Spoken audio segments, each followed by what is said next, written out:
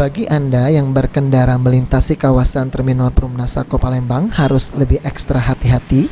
Sudah 3 tahun jalan di kawasan terminal ini belum juga diperbaiki. Mama, salah seorang warga sekitar Terminal Perumna Sako Palembang menjelaskan sangat tidak pantas jika jalan terminal ini rusak. Ditambah lagi banyaknya kendaraan umum bermuatan besar yang memang melintasi kawasan terminal. Bahkan pada saat hujan turun, kawasan terminal ini menjadi banjir. Ya parah lah, tidak pantas lah.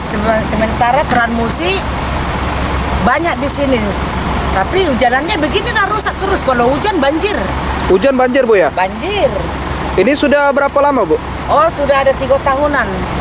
3 tahunan belum ada perbaikan? Belum ada perbaikan. Kayak paling sedikit ditampal. Mana lah yang menampal? Apalah bagusnya tampalan. Selain jalan yang rusak, Mamak juga mengatakan pepohonan yang sudah tua di sekitar Terminal Perumna Sako Palembang kondisinya saat ini memprihatinkan dan nyaris tumbang. Hal ini membuat warga sekitar terminal menjadi resah. Ada lagi Pak, kepalangan. Ini pohon-pohon ini sudah mau merobohkan gedung ini. Kami takut kalau ada angin dia nyampak, kami mati. Oke. Nah, jadi minta tolong sama pemerintah, tolong diperhatikan kami rakyat yang di terminal ini. Baik. Nah, sebelumnya sudah ada belum, Bu, kunjungan dari pihak terkait mungkin ke sini? Belum pernah, pejabat belum pernah. Yang ada supir Transmus yang ada.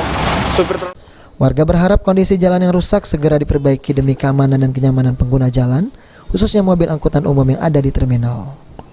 Okta Alfarizi, PAL TV.